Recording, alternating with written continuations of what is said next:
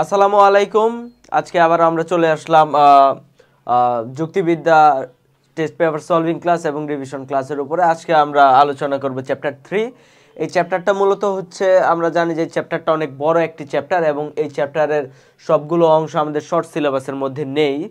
তারপরও আমরা আসলে আমাদের বিগত বছরগুলোতে যেই সব সৃজনশীল কোশ্চেন এসেছে ওই কোশ্চেনগুলো সলভ করার ট্রাই করব, কারণ আমরা জানি না যেহেতু অনেক বড় চ্যাপ্টার এবং কোন জায়গা থেকে যদি শর্ট সিলেবাসের বাইরে থেকেও দিয়ে দেয় তখন তো আমরা বলতে পারবো না যে শর্ট সিলেবাসের বাইরে থেকে কি জন্য কোশ্চেন করলাম না আমি এখন পরীক্ষা দেবো না, এরকম তো বলা যাবে না, ঠিক আছে।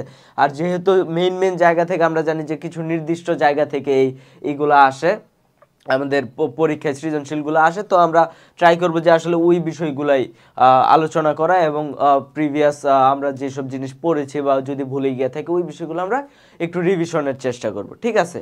তো আমরা যদি দেখি আমাদের এই চ্যাপ্টারটা হচ্ছে মূলত যুক্তির উপাদান, ঠিক আছে। এই চ্যাপ্টারটার নাম হচ্ছে যুক্তির উপাদান। যুক্তি গঠনে যেসব উপাদান প্রয়োজন হয়, যেগুলো ছাড়া যুক্তি হয় না, কিংবা কোনটা যুক্তি হয় কোনটা যুক্তি হয় না, এই বিষয়গুলা মূলত এই চ্যাপ্টারে আমরা আলোচনা করব।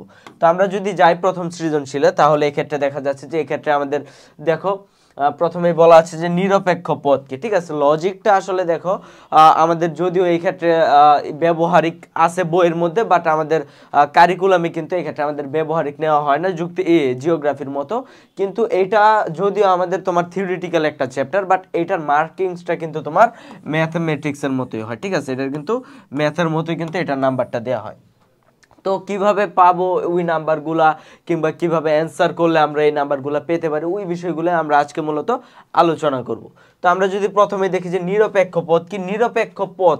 নিরপেক্ষ পদ বলতে মূলত বোঝানো হচ্ছে যে পদ তোমার অন্য কোনো পদের উপর নির্ভরশীল নয়, ঠিক আছে। যে পদটা অন্য কোনো পদের উপর নির্ভরশীল নয় তাকে নিরপেক্ষ পদ বলা হচ্ছে। তো আমরা যদি যাই যে খতে দেখো বলা হচ্ছে একই যুক্তি বাক্যে দুটি পদ প্রয়োজন কেন। আমরা জানি যে একটি যুক্তি বাক্য গঠনের জন্য দুটি পদ প্রয়োজন, দুটি পদ। ওই দুটি পদ কি, একটি হচ্ছে দেখো তোমার উদ্দেশ্য পদ, আরেকটি হচ্ছে কোনটা, বিধেয় পদ, ঠিক আছে, বিধেয় পদ। এখন দেখো তোমার এই দুইটা প্রয়োজন। এখন কেন প্রয়োজন এটা যদি আমরা বলি, তাহলে দেখো তোমার আমার প্রথমে করতে হবে যে উদ্দেশ্য আসলে কি, উদ্দেশ্য পদটা কি। উদ্দেশ্য পদটা হচ্ছে তোমার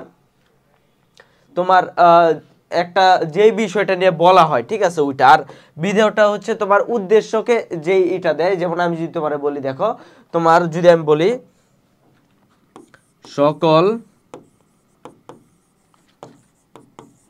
মানুষ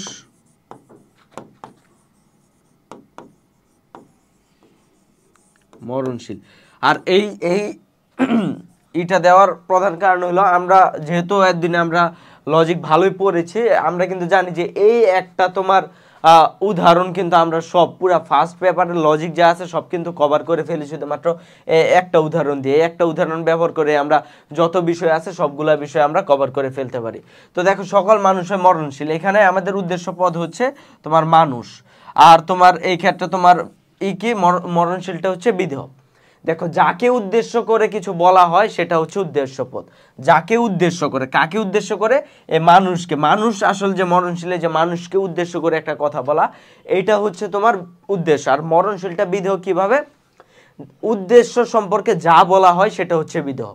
এই যে উদ্দেশ্য মানুষ সম্পর্কে যে বলা হলো যে মানুষ যে মরণশীল, এইটা হচ্ছে তোমার বিধেয়। এখন তুমি যদি একটা যুক্তি বাক্য গঠন করতে চাও, তুমি ধরো এই পদটা দিলা না, এই পদটা তুমি কেটে দিলা, তুমি শুধু বললা সকল মানুষ হয়, তোমার কি এটা কোনো যুক্তি বাক্য গঠন হবে না। অন দ্য আদার হ্যান্ড তুমি এই মানুষটা বাদ দিলা, শুধুমাত্র তুমি যদি এই বিধেয়কে ধরো, তাহলে তুমি যদি বলো হয় মরণশীল, তাহলে কি কোনো যুক্তি বাক্য গঠন হবে না। অতএব আমরা বুঝতে পারি যে একটি যুক্তি বাক্য গঠনের জন্য দুটি পদ প্রয়োজন। এখন তোমার যদি অ্যান্সার করতে বলি আমি, অ্যান্সার তুমি কিভাবে করবা, যে এটা সকল অ্যান্সারের ক্ষেত্রে প্রযোজ্য খ নাম্বারের জন্য। প্রথমেই তুমি বলবা যে যুক্তি বাক্য গঠনের জন্য দুটি পদ প্রয়োজন, 1 নাম্বার প্যারায়। এটা হচ্ছে উদ্দেশ্য এবং বিধেয় দিলা। দ্বিতীয় প্যারাটা শুরু করলা, খাতা তো এইখানে, তুমি এই জায়গা থেকে শুরু করলে, এই জায়গা থেকে লেখা শুরু করে তুমি এই ক্ষেত্রে এসে বললা যে আমরা জানি উদ্দেশ্য পদ এইটা, বিধেয় পদ এইটা, এবং উদ্দেশ্য পদকে বাদ দিলে আমাদের একটা যুক্তি বাক্য গঠিত হয় না, কিংবা বিধেয় পদকে বাদ দিলেও একটা যুক্তি বাক্য গঠিত হয় না। অতএব আমাদের একটি যুক্তি বাক্য গঠনের জন্য আমাদের কি প্রয়োজন? দুটি পদই প্রয়োজন। এই যে তুমি 3 থেকে 5 লাইনের মধ্যে এই ক্ষেত্রে দিলা, তুমি প্রথম একটা প্যারায় দিলা জ্ঞানমূলক, দ্বিতীয় আরেকটা প্যারায় তুমি 3 থেকে 5 লাইনের একটা ব্যাখ্যা করলা। তোমার এই ক্ষেত্রে 2 এর কম যদি মার্কস দেয়, তারপর তুমি বলবা যে এই ক্ষেত্রে আমার 2 কেন দিল না। তুমি টিচারকে চ্যালেঞ্জ করতে পারবা, ঠিক আছে? তুমি চ্যালেঞ্জ তো আর বোর্ডে করতে পারবা না, তুমি দেখবা না টেস্ট পরীক্ষা তোমার সামনে আছে, তুমি টেস্ট পরীক্ষায় দেখো, তোমার খাতা দেখানোর পরে তারপর তুমি চ্যালেঞ্জ করবা, ঠিক আছে? যদি নাম্বার কম দিয়েছে, কি জন্য নাম্বার কম দিল? দেখো, গতে বলা হচ্ছে উদ্দীপকের শাপলার বক্তব্যে কোন ধরনের যুক্তি বাক্যকে নির্দেশ করে। শাপলার বক্তব্যটা দেখি, সকল মানুষ হয় উদার, সকল মানুষ হয় উদার, এটা হচ্ছে শাপলার বক্তব্য। এটা কোন ধরনের যুক্তি বাক্য বলো? এটা হচ্ছে আমাদের সার্বিক সদর্থক। সার্বিক সদর্থক কিভাবে? আমরা দেখো, এখানে হয় বলছে, তার মানে কি এটা হচ্ছে সদর্থক। আর সার্বিক কিভাবে? সকল মানুষ। পরিমাণের দিক দিয়ে আমরা বুঝলাম যে এটা সকল মানুষ কি করা হচ্ছে, এই জন্য সার্বিক। আর যেহেতু এটা পজিটিভ একটা গুণ কি করছে, এই জন্য এটা হচ্ছে তোমার সদর্থক, ঠিক আছে? সার্বিক সদর্থক বাক্য। তখন তুমি বলবা যে আমরা জানি যে এই যুক্তি বাক্যে 4 ধরনের বাক্য আছে, পরিমাণ এবং ইসের গুণের দিক দিয়ে, এবং যে বাক্যের তোমার ইটা হয়, উদ্দেশ্যটা হয় তোমার সার্বিক, মানে সকলকে নির্দেশ করে, এবং তোমার সংযোজকটা হয় তোমার সদর্থক, তাকে আমরা সার্বিক সদর্থক বলি। যেটা আমরা উদ্দীপকে দেখতে পাচ্ছি যে সকল মানুষ হয় মরণশীল, এটা দ্বারা বোঝা যাচ্ছে যে সকল মানুষ দ্বারা সার্বিক বিষয়টাকে বোঝানো হচ্ছে, এবং হয় দ্বারা সদর্থককে বোঝানো হচ্ছে। অতএব এই যুক্তি বাক্যটি মূলত সার্বিক সদর্থক যুক্তি বাক্য বা এই যুক্তি বাক্যকে বোঝানো হচ্ছে, ঠিক আছে? তারপর দেখো, এক্ষেত্রে ঘতে বলা হচ্ছে শাপলা ও সমীর যুক্তি বাক্যের বক্তব্য যুক্তি বাক্যের আলোকে ব্যাখ্যা করো। তো আমরা শাপলাটা জানলাম, আমরা এই বাক্য যেটা সার্বিক সদর্থক। আর সমীরটা কি? দেখো, কিছু কিছু মানুষ হয় স্বার্থপর, এই যে হয় তার মানে সদর্থক, আর কিছু কিছু মানে এটা হলো বিশেষ সদর্থক। তার মানে এটা কোন বাক্য? এটা হচ্ছে আই যুক্তি বাক্য, ঠিক আছে? সমীরটা হচ্ছে আই যুক্তি বাক্য, শাপলারটা হচ্ছে এই যুক্তি বাক্য। ঠিক যেইভাবে তুমি এই যুক্তি বাক্যটাকে ব্যাখ্যা করেছো যে এই কারণে এটা সার্বিক সদর্থক, ঠিক একই কারণে তুমি এই ক্ষেত্রে আই এ এসে বলে দিবা যে ঠিক এই কারণে এটা হচ্ছে আমাদের বিশেষ সদর্থক যুক্তি বাক্য, ঠিক আছে? এবং তারপর বলবা যে আর তোমার যেহেতু ব্যাপ্যতার বিষয়টা চাই না, তোমার দরকার নেই এই ক্ষেত্রে ব্যাপ্যতা, যদি লেখা ছোট হয়ে যায় তখন বলবা যে আমরা জানি যে এটার উদ্দেশ্য পদ এই, ঠিক আছে? এটার উদ্দেশ্য পদ আমরা জানি যে ব্যাপ্য, কিন্তু বিধেয় পদ ব্যাপ্য না, আর আয়ের ক্ষেত্রে কোনোটাই ব্যাপ্য না, দুইটাই অব্যাপ্য। এটা তুমি বলে দিতে পারো, বাট এখানে না বললেও কিছু হবে না। তারপর দেখো, এই ক্ষেত্রে আমাদের পরবর্তী সৃজনশীলে বলা হচ্ছে টার্মিনাস মানে কি? টার্মিনাস মানে হচ্ছে তোমার প্রান্ত, ঠিক আছে? প্রান্তকে বোঝানো হয়। এই যে তোমার দুইটা যদি টানি, এটা হচ্ছে একটা টার্মিনাস, এটা হচ্ছে একটা টার্মিনাস, এগুলাকে টার্মিনাস বলা হয়। সব শব্দই পদ নয়, হ্যাঁ। যেমন আমি যদি তোমাকে বলি, দেখো কিছু আছে, আমি যদি তোমার প্রথম বলি 3টা ওয়ার্ড দি ফুল, তারপর একটা ওয়ার্ড দিলাম তোমাকে আমি পিতা, আরেকটা ওয়ার্ড দিলাম তোমাকে আমি বাহ, এই 3টা আমি তোমাকে ওয়ার্ড দিলাম। ওয়ার্ড দেওয়ার পরে আমি তোমাকে বললাম ফুল, এটা কি তোমার প্রকাশ করার জন্য আর কোনো পদের প্রয়োজন আছে? আমি বললাম ফুল, সকল ফুল হয় সুন্দর, একটা যুক্তি বাক্য গঠিত হইল। এটা হচ্ছে তোমার নিরপেক্ষ পদ, যেটা আমরা একদম শুরুতে সংজ্ঞামূলকে আমরা পড়ে আসছি। পিতা, এটা হচ্ছে তোমার সাপেক্ষ পদ। দেখো, এখানে আলোচনা করছি, পরবর্তীতে যদি এই বিষয়গুলো আবার আসে তখন আর আমরা আলোচনা করব না, ঠিক আছে? দেখো, সাপেক্ষ পদ কি? পিতা যদি বলি যে পিতা কি একটা নর্মাল ভাবে করতে, কিসের পিতা? মুসলিম জাতির পিতা, নাকি বাঙালি জাতির পিতা, আমেরিকান জাতির পিতা, আমার পিতা, নাকি তোমার পিতা? কার পিতা? পিতা যদি তুমি করতে যাও তাহলে তোমার এক্ষেত্রে কার সাপেক্ষে বলতে হবে? সন্তানের সাপেক্ষে বলতে হবে, ঠিক আছে? সন্তানের সাপেক্ষে এক্ষেত্রে তোমার বলতে হবে যে উমুক সন্তানের পিতা বা উমুকের পিতা, তার মানে এটা সাপেক্ষ পদ। এটাও তুমি পদ হিসাবে ব্যবহার করতে পারবে, কিন্তু এইটাকে তুমি কোনো পদ হিসাবে ব্যবহার করতে পারবা না, ঠিক আছে? এটা তোমার এটা একটা শব্দ, হ্যাঁ, এটা একটা শব্দ, কিন্তু এটাকে তুমি কোনো পদ হিসাবে ব্যবহার করতে পারবে না। বাহ, এটা বাহ, আহ, উ, ঠিক আছে, এগুলা দ্বারা কোনো তোমার যুক্তি বাক্যে কোনো পদ গঠিত হয় না। এর মানে আমরা কি বুঝতে পারি যে আসলে সকল শব্দ কিন্তু পদ না। এটাও একটা শব্দ, এটাও একটা শব্দ, এটাও একটা শব্দ, কিন্তু পদ কোনটা? পদ শুধু এইটা, পদ শুধু এইটা। ঠিক আছে, তার মানে আমরা কি বুঝতে পারি? আমরা বুঝতে পারি যে তোমার সকল শব্দই পদ নয়। তারপর দেখো গতে এসে বলতেছে দৃষ্টান্ত 1 কোন শব্দকে নির্দেশ করে? দৃষ্টান্ত 1, এই যে দেখো আমি জাস্ট বললাম এই ক্ষেত্রে তোমার এই যে বাহ, এই যে দেখো হায় হায়, তার মানে কোন ধরনের শব্দ? যেগুলো হচ্ছে তোমার দেখো একটা এক্সপ্রেশন, একটা ভাব, মনের ভাব যেগুলো দ্বারা প্রকাশ করে। ঠিক আছে, যেমন ওয়াও, ঠিক আছে, হাউ নাইস, ঠিক আছে, এই ধরনের যে বিষয়গুলো আছে, এলাস, হায় হায়, বা তুমি যদি ওয়াও কি বলে বাহ, এই বিষয়গুলো কিন্তু আমাদের কি দেখতে পাচ্ছি, এগুলো হচ্ছে আমাদের তোমার কি বলে, এগুলো শব্দ, এগুলো কিন্তু কোনো তোমার কোন ধরনের শব্দকে নির্দেশ করে? এগুলো হচ্ছে আমাদের দেখো তোমার এই ক্ষেত্রে তোমার নিরপেক্ষ শব্দকে, তোমার কিন্তু দেখো নিরপেক্ষ শব্দ। আর এই যে তোমার ফুলকে বললাম, এটা কিন্তু নিরপেক্ষ পদ, নিরপেক্ষ পদ এটা, ঠিক আছে, নিরপেক্ষ পদ। আর এটা হচ্ছে নিরপেক্ষ শব্দ, নিরপেক্ষ শব্দ। এই দুইটা বিষয় কিন্তু আলাদা, কিন্তু আলাদা করতে হবে। এটা হচ্ছে নিরপেক্ষ শব্দ, এটা হচ্ছে নিরপেক্ষ পদ। কেন নিরপেক্ষ শব্দ এটা? কারণ এটা কোনো যুক্তি বাক্যে ব্যবহৃত হইতে পারে না, আর যুক্তি বাক্যে ব্যবহৃত হইতে না পারলে সেটা পদ না, সেটা শুধু শব্দ। অতএব আমরা বুঝতে পারি যে হায় হায় যেহেতু কোনো যুক্তি বাক্যে ব্যবহৃত হইতে পারে না, অতএব এটা আসলে শব্দকে বোঝায়, যেই শব্দটার নাম হচ্ছে নিরপেক্ষ শব্দ। ঠিক আছে, আচ্ছা দেখো ঘতে যদি আমরা বলি, দেখো দৃষ্টান্ত 2 এবং দৃষ্টান্ত 3 এর পদগুলো তোমার পাঠ্য বইয়ের আলোকে বিশ্লেষণ করে। মানুষ মরণশীল কোনটা? এটা হচ্ছে এই যে নিরপেক্ষ পদ, নিরপেক্ষ পদ। আর এই পিতা, পিতা, ছাত্র, এগুলা কোনটা? এগুলো হচ্ছে আমাদের সাপেক্ষ পদ। ঠিক আছে, আমরা কিন্তু এটা অলরেডি বলে দিয়েছি। যেমন কিভাবে তোমার পিতা বলতে আমরা পুত্রকে বা সন্তানকে, সেটা আমাদের ব্যাখ্যা করতে হয়, কিংবা ছাত্র বলতে তার শিক্ষককে, এইটাকে আমাদের করতে হয়, বিশ্লেষণ করতে হয় যে আমি অমুকের ছাত্র, অমুক কলেজের ছাত্র, অমুক স্কুলের ছাত্র, অমুক বিশ্ববিদ্যালয়ের ছাত্র, বা অমুক টিচারের ছাত্র। ঠিক আছে, এইভাবে কিন্তু তোমার করতে হয়, সাপেক্ষ করে আরেকজনের উপর নির্ভর করে তোমার এই ক্ষেত্রে বলতে হয়। তারপর দেখো এই ক্ষেত্রে আমরা যদি পরবর্তী সৃজনশীলে যাই, একটি যুক্তি বাক্যে কয়টি অংশ থাকে? একটি যুক্তি বাক্যে কয়টি অংশ থাকে? একটি যুক্তি বাক্যের অংশ থাকে 3টি। কি কি? উদ্দেশ্য, বিধেয়, সংযোজক। পদ থাকে 2টি, পদ থাকে 2টি, উদ্দেশ্য পদ এবং বিধেয় পদ। কিন্তু আমরা যদি বলি যে এই ক্ষেত্রে আমাদের থাকে কয়টা? অংশ থাকে কয়টা? অংশ থাকে 3টা, অংশ থাকে 3টা, বিধেয়, সংযোজক এবং হচ্ছে আমাদের তোমার উদ্দেশ্য। যুক্তিবাক্যে সংযোজকের যুক্তিবাক্যে কই চলে আসলাম, যুক্তিবাক্যে সংযোজকের ভূমিকা কি? সংযোজকের ভূমিকা হচ্ছে তোমার উদ্দেশ্য এবং বিধেয়ের মধ্যে মেল বন্ধন করা। ঠিক আছে, যেমন আমি দেখো একটা যদি দেই, সকল মানুষ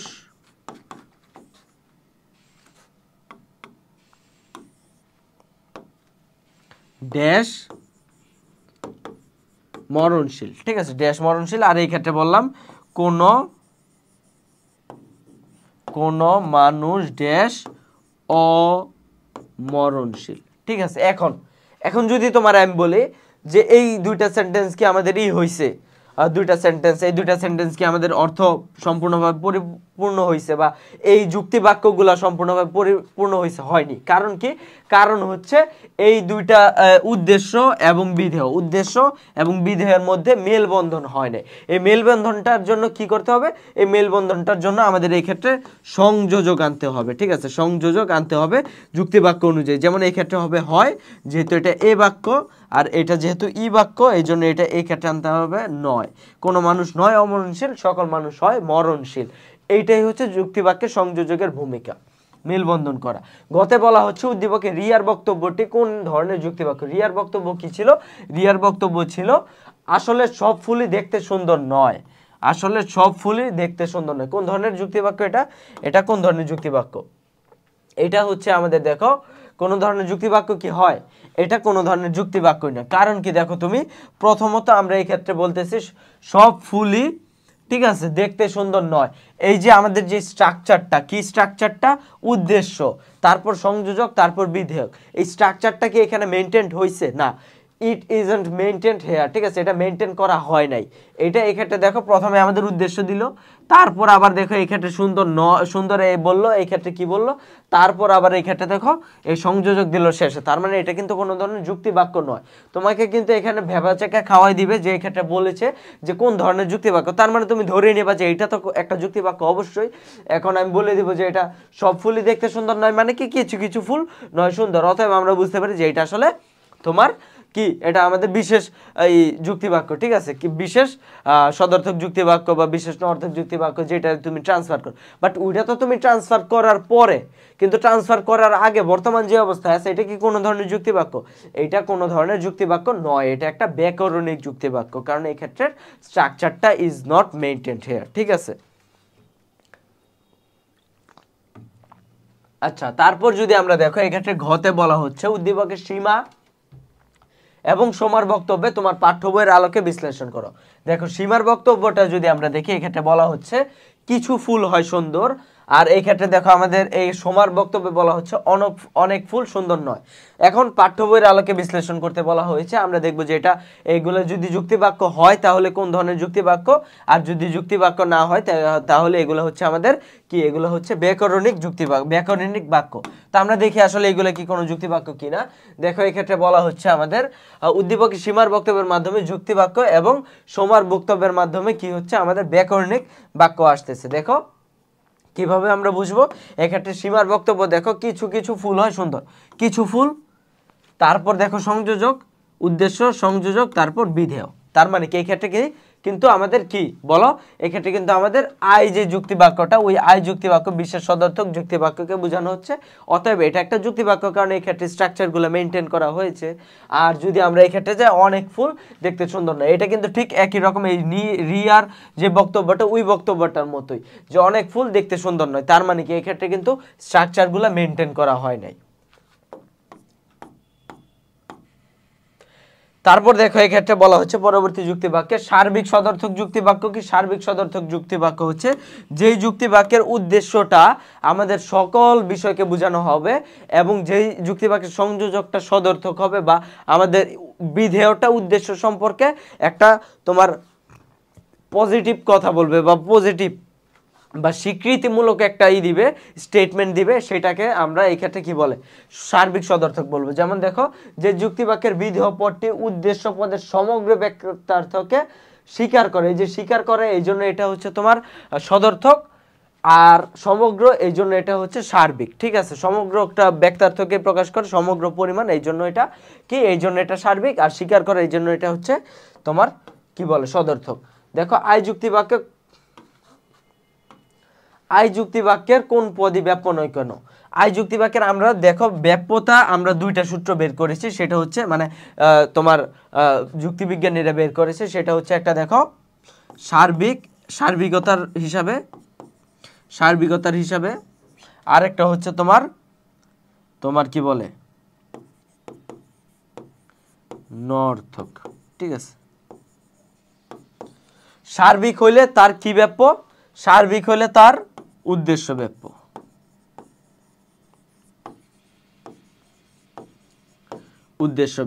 আর যদি নর্থক হয় তাহলে তার কোনটা ব্যাপ্য বলো, তাহলে হচ্ছে তার বিধেয় ব্যাপ্য।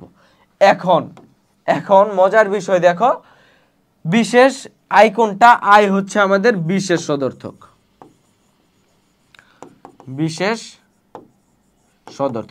এখন যেহেতু সে বিশেষ এই জন্য তার উদ্দেশ্য বাক্য ব্যাপ্য নয়, আবার যেহেতু সে সদর্থক তার জন্য তার বিধেয় পদটাও ব্যাপ্য নয়, কারণ আমরা জানি যে বিধেয় ব্যাপ্য থাকে নঅর্থক বাক্যে আর উদ্দেশ্য পদ ব্যাপ্য থাকে সার্বিক বাক্যে। এখন যেহেতু সে এই দুইটার কোনো ক্যাটাগরিতেই পড়ে না, তার জন্য কি হবে, তার জন্য হবে তোমার তার কোনো পদই কিন্তু ব্যাপ্য নয়।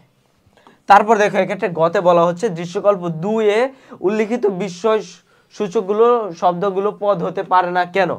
কি ব্যবহার করা হয়েছে, ছি ছি, ছি ছি, আহ, বাহ, সাবাস। এই যে এগুলা কোন ধরনের শ্রেণীতে পড়ে, এগুলো হচ্ছে তোমার নিরপেক্ষ নিরপেক্ষ শব্দ, নিরপেক্ষ পদ নয়, আবারও বললাম নিরপেক্ষ শব্দ। আর আমরা জানি যে এটা কোনো পদের সাহায্যে কিংবা একা একা কিংবা কোনো পদের সাহায্যে এটা কোনো যুক্তিবাক্যে ব্যবহৃত হইতে পারে না। এই জন্য এই শব্দগুলো পদ হইতে পারে না, যেটা আগেও আমরা বলেছি। ঠিক আছে, তারপর ঘতে দেখো বলা হচ্ছে দৃশ্যকল্প একে আক্কাস আলীর ভাবনা ও মঞ্চের ঘোষণার পার্থক্য যুক্তিবিদ্যার আলোকে বিশ্লেষণ করো। দেখো তার ভাবনা, আলীর ভাবনা আর ঘোষণার মধ্যে পার্থক্য। তার ভাবনা কি ছিল? সকলকে শিক্ষিত করবে বলে অনেক ভেবেছে, সবাইকে শিক্ষিত করবে। আর তারপর ঘোষণা করলো আজ এই গ্রামের সকল মানুষ হয় শিক্ষিত। তার মানে কি বোঝা যাচ্ছে? এই ঘোষণাটা কি? এই ঘোষণা হচ্ছে যুক্তিবাক্য। ঘোষণাটা হচ্ছে যুক্তিবাক্য, আর এটা হচ্ছে তোমার আমরা জানি যে ব্যাকরণিক বাক্য, ব্যাকরণিক যুক্তিবাক্য না, ব্যাকরণিক বাক্য। তার মানে আমরা কি এবার তোমার করতে হবে, যে কারণে এটার উদ্দেশ্য বিধেয় সংযোজক থাকে না, ম্যান্ডেটরি না, সংযোজক থাকা ম্যান্ডেটরি না, উদ্দেশ্য থাকা ম্যান্ডেটরি না, দুইটা পদ থাকা ম্যান্ডেটরি না। এটার ক্ষেত্রে আমাদের এইগুলা থাকতে হবে যে এটা এই ক্ষেত্রে আছে তার ভাবনার মধ্যে। ঠিক আছে, এইভাবে তারপর বলবা যে তুমি যুক্তিবাক্যে আমরা জানি যে এই ক্ষেত্রে স্ট্রাকচারটা ঠিক থাকতে হয়, কিন্তু এই ক্ষেত্রে স্ট্রাকচারের প্রয়োজন হয় না, যেগুলার ফলে আমরা বুঝতে পারি যে তার মঞ্চের ঘোষণাটা হচ্ছে আমরা যুক্তিবাক্য, কিন্তু আলীর ভাবনাটা, তার ভাবনাটা ছিল মূলত ব্যাকরণিক বাক্য।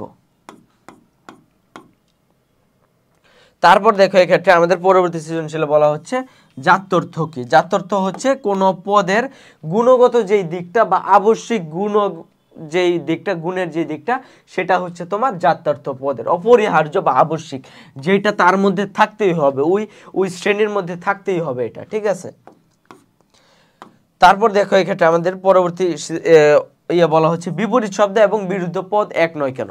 দেখো তোমাকে আমি দুইটা দিব, একটা হচ্ছে সাদা, সাদা এই পদটা ধরো, এই সাদার বিপরীত শব্দ কি? সাদার বিপরীত শব্দ কালো।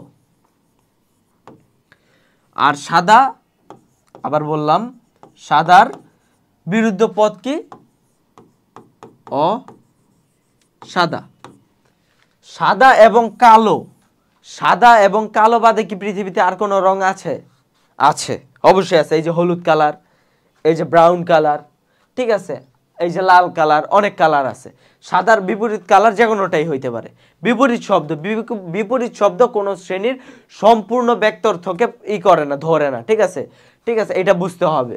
যেমন আমি যদি বলি প্রাণী, ঠিক আছে, প্রাণী, যেমন আমি বললাম মানুষের কি, মানুষের বিপরীত শব্দ আমি বললাম যে গরু। তো এই গরু আর মানুষ ছাড়া কি আর কোনো প্রাণী নাই? আছে, ছাগল আছে, ভেড়া আছে, কুকুর আছে, মহিষ আছে, ছাগল, বিড়াল আছে। কিন্তু আমি যদি বলি মানুষ এবং অমানুষ বা সাদা এবং অসাদা, এই দুইটা রঙের বাইরে কোনো রং আছে কিনা তুমি বলো।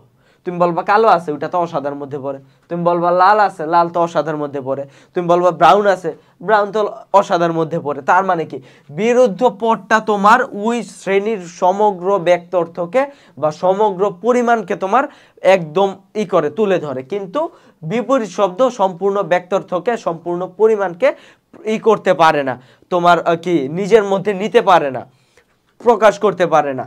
এটাই বুঝতে হবে এই ক্ষেত্রে। ঠিক আছে, এইটাই হচ্ছে তোমার বিপরীত শব্দ এবং বিপরীত পদ কিংবা বিরুদ্ধ পদের মধ্যে পার্থক্য। ঘতে দেখো বলা হচ্ছে, ঘতে চিত্র এক পদের কোন দিকটি ফুটে উঠেছে? চিত্র এক কোনটা? চিত্র এক হচ্ছে এই যে এটা। ঠিক আছে, চিত্র এক এটা, আর চিত্র দুই এটা। চিত্র একে দেখো বলা হচ্ছে সকল ছাত্র, সকল মনোযোগী ছাত্র, সকল সৎ মনোযোগী ছাত্র। এটা কি প্রমাণ করছে? দেখো যখনই সকল ছাত্র বলতেছে, ধরো সকল ছাত্র আছে 30 জন, ঠিক আছে, 30 জন ছাত্র আছে। তারপর যখন বললো যে সকল মনোযোগী ছাত্র, তখন ধরো 20 জন হয়ে গেল, কমে গেল। আবার দেখো যখন তোমার বলতে সকল সৎ মনোযোগী ছাত্র, ধরো এই ক্ষেত্রে আছে 10 জন, আরো কমে গেল। তার মানে এটা আসলে কি করতেছে, নির্দেশ করতেছে পরিমাণ। আর পরিমাণটা কি? পরিমাণটা হচ্ছে তোমার ব্যক্তার্থ, ব্যক্তার্থ। ঠিক আছে, ব্যক্তার্থ। তার মানে কি, তার মানে বুঝতে পারতেছি যে এই ক্ষেত্রে আমাদের পদের ব্যক্তার্থের বিষয়টাকে বোঝানো হচ্ছে। কারণ আমরা যখন দেখতে পাচ্ছি যে সকল ছাত্রের কথা বলা হচ্ছে, তখন এই বক্সটা অনেক বড় ছিল বা পরিমাণটা বেশি ছিল। যখন সকল মনোযোগী ছাত্র বলা হচ্ছে তখন পরিমাণটা কিছুটা কমে গেল, এবং যখন পরবর্তীতে সকল সৎ মনোযোগী ছাত্রের কথা বলা হচ্ছে তখন পরিমাণ সবচেয়ে কমে গেল। অতএব আমরা বুঝতে পারি যেহেতু এই ক্ষেত্রে পরিমাণের বিষয়টিকে নির্দেশ করা হচ্ছে, অতএব এটি হচ্ছে আমাদের পদের ব্যক্তার্থকে নির্দেশ করছে। চিত্র 1 ও 2 এর বিষয়ে দুটির পারস্পরিক বিপরীত সম্পর্ক বিশ্লেষণ করো। তাহলে চিত্র 2 কি? চিত্র 2 হচ্ছে জাত্যর্থ। জাত্যর্থ কি? অপরিহার্য যে গুণাবলী। তার মানে এই ক্ষেত্রে আমাদেরই করছে গুণাবলী, আর এই ক্ষেত্রে করছে প্রমাণ। তার মানে অলরেডি এই দুইটা তোমার বিপরীত। তারপর আমি যদি বলি আর কি কি বিপরীত আছে, যখন দেখবো সকল ছাত্র, যখন বললাম সকল ছাত্র, তখন কিন্তু তাদের গুণ কি ছিল? তাদের গুণ ছিল শুধুমাত্র ছাত্রত্ব, ছাত্রের গুণ ছাত্রত্ব। যখন বললাম সকল মনোযোগী ছাত্র, তখন তাদের গুণ কি? তখন তাদের গুণ হচ্ছে মনোযোগ প্লাস ছাত্রত্ব। মনোযোগী ছাত্র যেহেতু ছাত্র হিসাবে ছাত্রত্ব, এবং মনোযোগ হিসাবে মনোযোগটাও তার একটা তোমার এক্ষেত্রে বৈশিষ্ট্য। তারপর বললাম সকল সৎ মনোযোগী ছাত্র যখন বলবো, তখন এই ক্ষেত্রে 3টা গুণ আসছে। দেখো, সততা, মনোযোগিতা, ছাত্রত্ব, 3টা। তার মানে আমরা কি বুঝতে পারছি? যখন আমরা দেখছি যে আমাদের তোমার ব্যক্তার্থটা কমে আসছে, জাত্যর্থটা বেড়ে যাচ্ছে। জাত্যর্থটা যখন কমে আসছে, ব্যক্তার্থটা তখন বেড়ে যাচ্ছে। অতএব আমরা বুঝতে পারি যে ব্যক্তার্থ এবং জাত্যর্থ আসলে বিপরীতমুখী, এবং এটার যখন একটির হ্রাস হয় অপরটির বৃদ্ধি হয়, অপরটির বৃদ্ধি হলে আরেকটির হ্রাস হয় এক্ষেত্রে। ঠিক আছে। তারপর দেখো এক্ষেত্রে বলা হচ্ছে প্রাকল্পিক বাক্য কি? প্রাকল্পিক বাক্য কি? প্রাকল্পিক বাক্য হচ্ছে তোমার যে সাপেক্ষ যুক্তি বাক্য, যদি, তবে বা তার সমার্থক কোনো শর্ত থাকে, তাকে প্রাকল্পিক যুক্তি বাক্য বলে। যেমন, যদি তুমি আসো তাহলে আমি যাব, যদি তুমি খাও তাহলে আমি ঘুরবো। ঠিক আছে, এই রকম যে বিষয়গুলো, এগুলো হচ্ছে প্রাকল্পিক বাক্য। তারপর দেখো বলা হচ্ছে যুক্তিবাক্য ও অবধারণ এক নয় কেন? অবধারণ হচ্ছে একটা মানসিক স্টেট, একটা মেন্টাল স্টেট। ঠিক আছে, তুমি যখন একটি কাক দেখছো, তখন তুমি এটা মেন্টালি তোমার মধ্যে একটা মানসিক ভাবে এসে পড়ছে যে কালো। ঠিক আছে, কাক দেখার পরে তোমার মধ্যে একটা মেন্টাল যে বিষয়টা এসে পড়ছে সেটা হচ্ছে কালো। এই যে কাক, আমরা যদি বলি তুমি চিন্তা করো, তো কাক তুমি কি চিন্তা করবা? কালো একটা পাখি। ঠিক আছে, এই যে কালো যে চিন্তাটা করলা, এটা হচ্ছে তোমার অবধারণ, এটা হচ্ছে তোমার অবধারণ। কিন্তু এই মেন্টাল স্টেটটাকে যখন তুমি একটা বাক্যে রূপান্তর করবা, যখন আমি বলবো যে কাক হয় কালো, এই যে হয় দিয়ে আমি যখন এটাকে একটা প্রাতিষ্ঠানিক বা একটা আনুষ্ঠানিক রূপ প্রদান করলাম, তখন এটাকে বলা হচ্ছে যুক্তিবাক্য। যেই ক্ষেত্রে একটা উদ্দেশ্য থাকছে, একটা বিধেয় থাকছে, একটা সংযোজক থাকছে, সেই ক্ষেত্রে আমরা তখন এটাকে যুক্তিবাক্য বলবো। আর অবধারণ হচ্ছে মানসিক চিন্তা। তার মানে কি বুঝতে পারি যে এরা আসলে এক নয়। গতে দেখো বলা হচ্ছে অরণ্যের কথায় কোন ধরনের বাক্যের প্রকাশ পেয়েছে? অরণ্যের কথা, অরণ্য কি বলেছে? অরণ্য বলেছে হয় কক্সবাজার যাব, নয়তো সুন্দরবন যাব। তার মানে এই ক্ষেত্রে কোন ধরনের বাক্যের প্রকাশ ঘটেছে? আমরা যদি দেখি, এই ক্ষেত্রে আসলে যেটা ঘটেছে সেটা হচ্ছে, দেখো, দুটি পৃথক বিকল্প বাক্যের। তার মানে কি? সে বলেছে হয় কক্সবাজার যাব, আমি হয় কক্সবাজার যাব, আর না হয় আমি কই যাব? আমি যাব সুন্দরবন। এই যে দেখো, তোমার যুক্তিবাক্য বিকল্প দেখি আমরা। বিকল্প বাক্য কি? যে সাপেক্ষ যুক্তি বাক্যে দুই বা ততোধিক সরল যুক্তি বাক্য পারস্পরিক বিকল্প হিসাবে হয়, না হয়, অথবা কিংবা ইত্যাদি জাতীয় অর্থ প্রকাশ করে, ও তাকে ওই ধরনের সাপেক্ষ যুক্তি বাক্যকে বৈকল্পিক যুক্তি বাক্য বলে। এবং উদ্দীপকে আমরা কি দেখতে পারি? উদ্দীপকে আমরা দেখতে পারি যে অরণ্য বলেছিল হয় সে কক্সবাজার যাবে, না হলে সে সুন্দরবন যাবে। এই যে সে আলাদা আলাদা দুইটা সাপেক্ষ যুক্তি বাক্য তোমার হয় না হয় দ্বারা যে করে দিল, অ্যাটাচ করে দিল। অতএব আমরা বুঝতে পারি এটা আসলে কি? এটা হচ্ছে আমাদের একটা তোমার কি বলে বিকল্প সৃষ্টি করেছে, অতএব এটা বিকল্প বাক্য।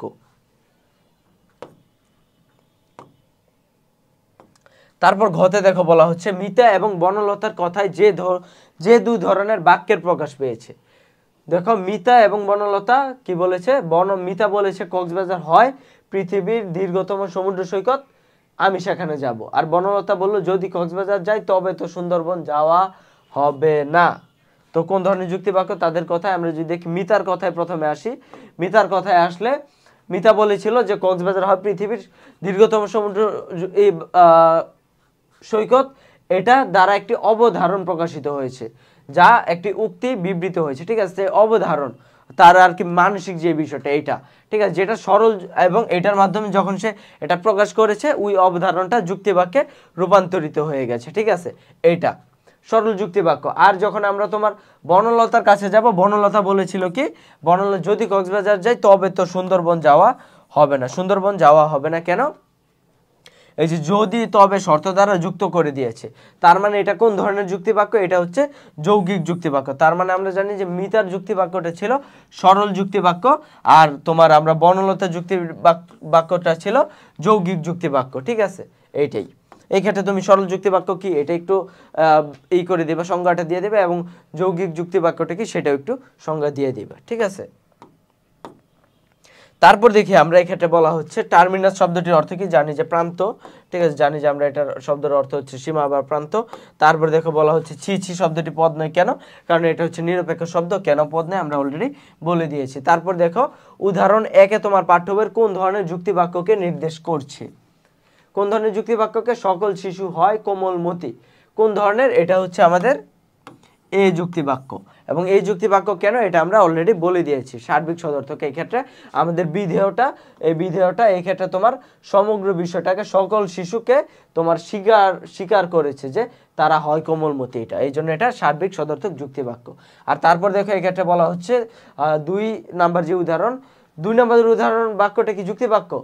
ফুলটি সুন্দর না, যুক্তিবাক্য না, এটা ব্যাকরণ যুক্তিবাক্য। ফুলটি সুন্দর, এক্ষেত্রে তো আমাদের সংযোজক কোথাও নাই। ঠিক আছে, সংযোজক না থাকলে এক্ষেত্রে তো আমাদের এটা বলতে পারবো না এটা যুক্তিবাক্য। এক্ষেত্রে আমাদের 3টা অংশ থাকে, বিধেয়, উদ্দেশ্য, সংযোজক, বিধেয়। কিন্তু এক্ষেত্রে আমাদের সংযোজকটা নাই, অতএব এক্ষেত্রে এটা আমাদের যুক্তিবাক্য না, এটা একটা ব্যাকরণিক যুক্তিবাক্য।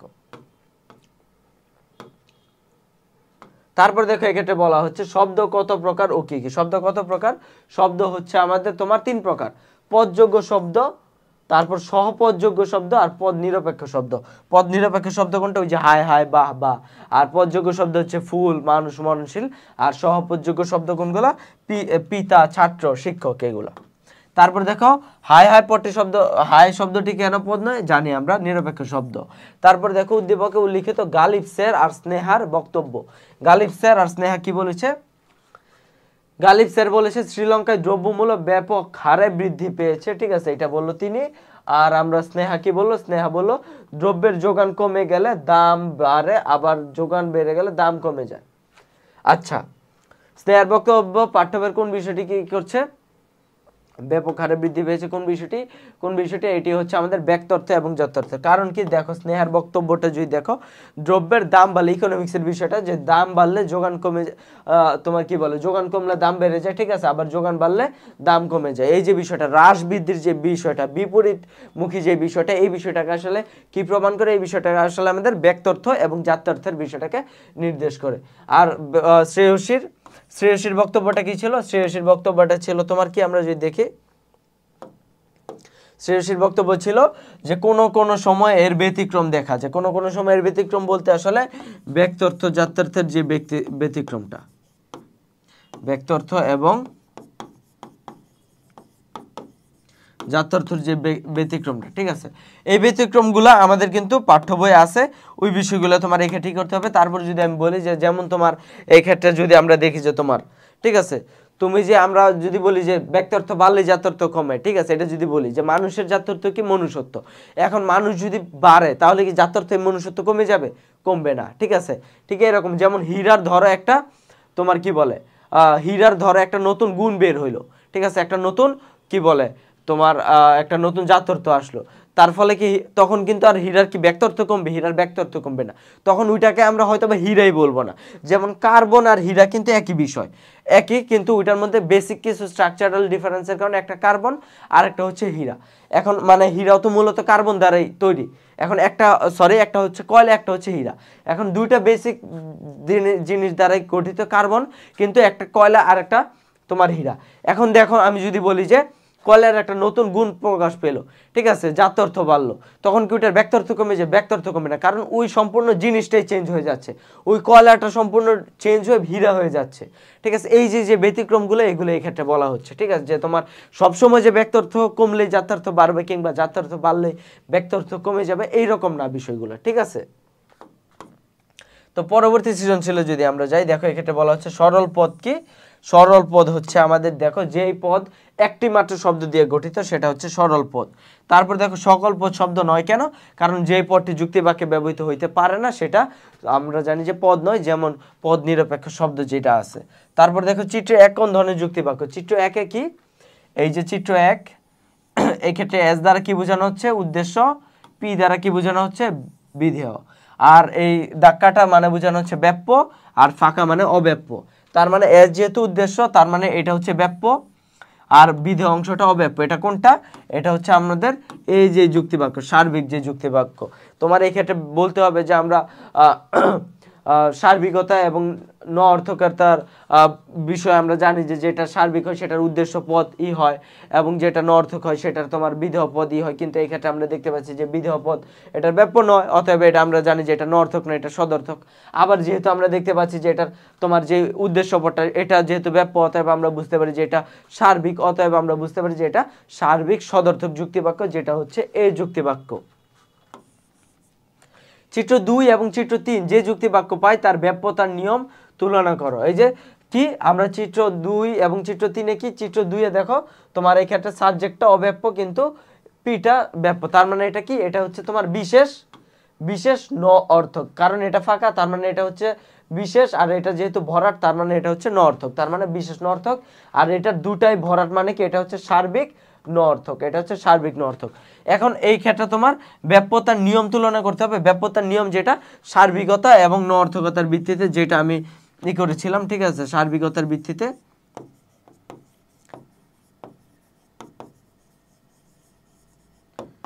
কথার ভিত্তিতে যেইটা যে কোন ক্ষেত্রে কোনটা ব্যাপক হবে, কোন ক্ষেত্রে কোনটা ব্যাপক হবে না, এই বিষয়গুলো তোমার এই ক্ষেত্রে বলতে হবে আর কি, ঠিক আছে।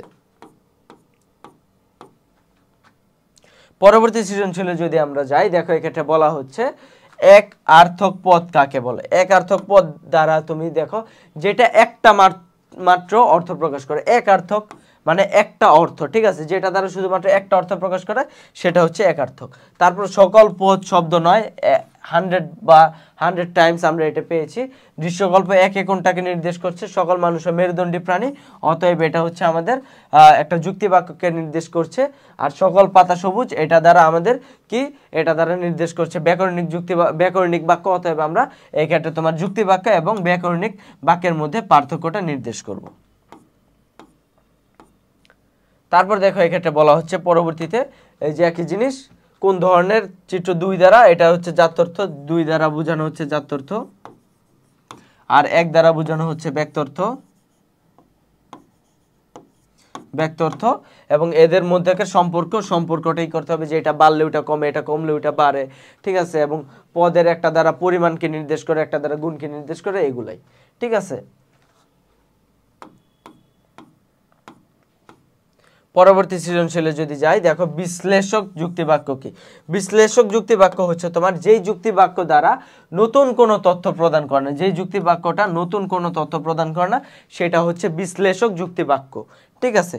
তো তারপর যদি আমরা দেখি এক্ষেত্রে বলা হচ্ছে অবধারণ বলতে কি? অবধারণ বলতে কি বুঝে আমরা জানি।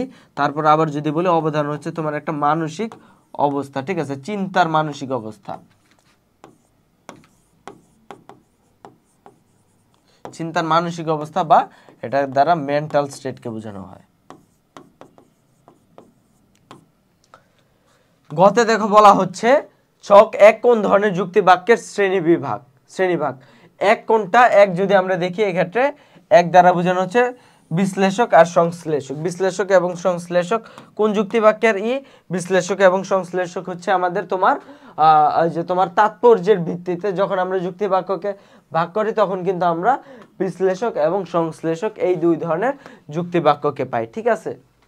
তো আমরা বুঝতে পারি যে এটা হচ্ছে এই অনুসারে। তারপর তোমার এই ক্ষেত্রে তাৎপর্য অনুসারে যুক্তি বাক্য কি, তারপর সংশ্লেষক যুক্তি বাক্য কি, বিশ্লেষক যুক্তি বাক্য যেটা নতুন কোনো অর্থ ওই নতুন কোনো তোমার তুলে ধরে না, বিষয়কে তুলে ধরে, আর সংশ্লেষক হচ্ছে নতুন কোনো বিষয়কে তুলে ধরে সেই যুক্তি বাক্য। ঠিক আছে, এই বিষয়গুলো তোমার এক্ষেত্রে বলতে হচ্ছে।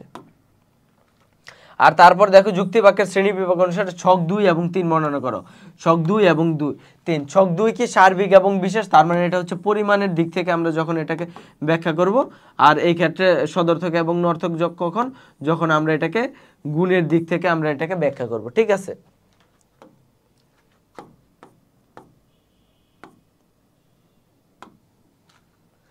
পদ কি আমরা জানি, পদ কি যেটা তোমার যুক্তি বাক্যে ব্যবহৃত হইতে পারে। ঠিক আছে, সেটা হচ্ছে পদ। পদযোগ্য শব্দ কি, যে যুক্তি বাক্য, যেই পদগুলা যুক্তি বাক্যে উদ্দেশ্য এবং বিধেয় পদ হিসেবে ব্যবহৃত হইতে পারে সেগুলাকে পদ বলা হয়, পদযোগ্য শব্দ বলা হয়। উদ্দীপকে দিন রাত্রি কোন পদকে নির্দেশ করে? দিন রাত্রি, দেখো দিন রাত্রি কোন পদকে নির্দেশ করে? দিন রাত্রি তোমার এই ক্ষেত্রে যে তোমার দিন রাত্রি তোমার বিপরীত অর্থকে প্রকাশ করে। ঠিক আছে, বিপরীত অর্থকে প্রকাশ করে। বিপরীত অর্থে যে ইগুলো আছে তোমার এই ক্ষেত্রে তোমার বিরুদ্ধ পদ আর বিপরীত পদের যে পার্থক্যগুলো আর পার্থক্যের যে বিষয়গুলো, ওই বিষয়গুলো করতে হবে। ঠিক আছে, পরস্পরের এই ক্ষেত্রে তোমার বিপরীত বললেও এই ক্ষেত্রে কিন্তু আসলে আমাদের যেটা বোঝানো হচ্ছে তোমার এই ক্ষেত্রে বিরুদ্ধ বিষয়টাকে বোঝানো হচ্ছে। এই ক্ষেত্রে হয়তোবা তাদের টাইপিং মিস্টেক হয়েছে। এই ক্ষেত্রে আসলে আমাদের দেখো পরস্পর বিপরীত বলতে কিন্তু এই ক্ষেত্রে আমাদের বিরুদ্ধ পদ যে বিটা, কারণ যখন রাত হয় তখন দিন হইতে পারবে না, যখন দিন হবে তখন রাত হইতে পারবে না। ঠিক আছে, আমরা হয়তো যদি বলি সন্ধ্যার বিপরীত তোমার সকাল, এটা আমরা আরই করতে পারবো, কারণ দিনের অন্যান্য অংশ আছে। যেমন সন্ধ্যার বিপরীত আমরা রাতও বলতে পারি, সন্ধ্যার বিপরীত আমরা দুপুরও বলতে পারি, কিন্তু যখন দিন এবং রাত বলছি তখন কিন্তু এটা আসলে আমাদের বিরুদ্ধ পদটাকে তোমার এক্ষেত্রে নির্দেশ করছে। তারপর দেখো ঘতে বলা হচ্ছে উদ্দীপকের শেষ বাক্যে সর্বনাশ সাবাস শব্দগুলো কোনটা? এটা হচ্ছে কোনটা? নিরপেক্ষ শব্দ। নিরপেক্ষ শব্দকে এক্ষেত্রে ব্যাখ্যা করা হচ্ছে। তারপর দেখো আমাদের এই ক্ষেত্রে বলা হচ্ছে একটি যুক্তি বাক্যে কয়টা পদ থাকে? 2টা পদ। কোনটা? উদ্দেশ্য পদ এবং বিধেয় পদ। সকল বাক্য কেন যুক্তি বাক্য নয়? যে যুক্তি বাক্যের 3টা অংশ অর্থাৎ উদ্দেশ্য, বিধেয় এবং তোমার সংযোজক থাকবে এবং 2টা পদ থাকবে উদ্দেশ্য এবং বিধেয়, তাকে যুক্তি বাক্য বলবো। তাছাড়া এবং যারা মেনটেন করবে স্ট্রাকচারটা, যে প্রথমে উদ্দেশ্য তারপর সংযোজক তারপর বিধেয় হবে, তাদেরকে আমরা যুক্তি বাক্য বলবো, নচেত আমরা তাকে যুক্তি বাক্য বলবো না। গতে দেখো বলা হচ্ছে উদ্দীপকের 3 নম্বরে নির্দেশিত যুক্তিবাক্যের পদের ব্যাপ্যতা। 3 নম্বর কি? প্রত্যেক মানুষ নয়, সত্যনিষ্ঠ প্রত্যেক মানুষ। তার মানে এক্ষেত্রে সমগ্র বিষয়টাকে বোঝানো হচ্ছে। আর তোমার সত্যনিষ্ঠ নয় এক্ষেত্রে দ্বারা কি বোঝানো হচ্ছে? ন অর্থক। তার মানে এক্ষেত্রে আমরা বুঝতে পারি এটাকে বাক্যকে বিশ্লেষণ করা হচ্ছে, যেটা হচ্ছে সার্বিক ন অর্থক। ঠিক আছে,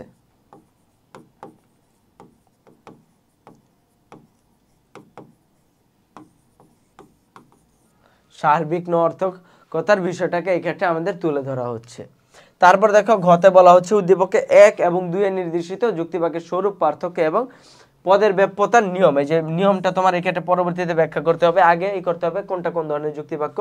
প্রত্যেক রাজনীতিবিদ হন নিঃস্বার্থ নেতা, তার মানে এ। আর কোন বীর নয় কাপুরুষ। ঠিক আছে, এটা কি? এটাও ঠিক আছে, তার মানে এই ক্ষেত্রে দেখো এ এবং এইটার স্বরূপ, পার্থক্য, তোমার পদের ব্যাপ্যতা, একটার উদ্দেশ্য পদ ব্যাপ্য, বিধেয় ব্যাপ্য না, কিন্তু এর ক্ষেত্রে 2টাই ব্যাপ্য। তারপরে একটা দ্বারা সার্বিক সকলের ক্ষেত্রে স্বীকার করা হয়, আর এই ক্ষেত্রে আমাদের এর ক্ষেত্রে কোনোটার ক্ষেত্রে স্বীকার করা হয় না, মানে এই বিষয়টাই তোমার এই ক্ষেত্রে বলতে হচ্ছে। তারপর দেখো আমাদের সর্বশেষ সৃজনশীলে বলা হচ্ছে অবধারণ কাকে বলে? আমরা জানি অবধারণ হচ্ছে তোমার যে স্বীকৃতি এবং অস্বীকৃতির যে মানসিক অবস্থা, সেটাকে অবধারণ বলা হয়। তারপর দেখো ছাত্র পদটি সাপেক্ষ পদ কেন? একদম শুরুতে আমরা বলে দিয়েছি ছাত্র বা পিতা কেন সাপেক্ষ পদ। ঠিক আছে, তারপর দেখো বলা হচ্ছে উদ্দীপকে পদের সম্পর্কে, পদের কোন সম্পর্ক? কারণে সারা বিশ্বের নেতারা সচেতন, অন্যান্য দেশের মতো বাংলাদেশ দিন দিন করোনা রোগীর সংখ্যা কমতে হলে দেশের জন সচেতনতা সচেতনতা বাড়াতে হবে, সংখ্যা কমাতে হবে। তার মানে কোন সম্পর্কে? তোমার এক্ষেত্রে হ্রাস বৃদ্ধি সম্পর্কে, ব্যক্তার্থ জাত্যার্থের যে বিষয়টা। ঠিক আছে, এবং পুস্তকের আলোকে তোমার ব্যক্তার্থ এবং জাত্যার্থের এই বিষয়গুলোই কিন্তু তোমার এই ক্ষেত্রে দেখো করতে হবে। এই যে ব্যক্তার্থ জাত্যার্থের প্রতিফলন ঘটেছে এবং ঘতে এসেও এই বিষয়টাই পরেও হ্রাস বৃদ্ধির সম্পর্ক, হ্রাস বৃদ্ধির যে সম্পর্কটাই তোমার এক্ষেত্রে প্রতিফলিত হয়েছে। ঠিক আছে, তো আজকের যেই আমাদের যে রিভিশন ক্লাসটা ছিল বা যে আমাদের টেস্ট পেপার সলভিং ওই ক্লাসটা এই পর্যন্তই, ঠিক আছে। তো আমরা পরবর্তীতে আমাদের যে পরবর্তী যেসব বিষয়গুলো আছে আমাদের শর্ট সিলেবাসের অন্তর্ভুক্ত লজিক ফার্স্ট পেপারের আরও যে চ্যাপ্টার আছে ওই চ্যাপ্টারগুলো টেস্ট পেপার সলভিং এবং ওই রিলেটেড বইয়ের অন্তর্ভুক্ত যেসব বিষয়গুলো আছে ওই বিষয়গুলো আমরা আরেকবার রিভিশন করব, ঠিক আছে। ধন্যবাদ।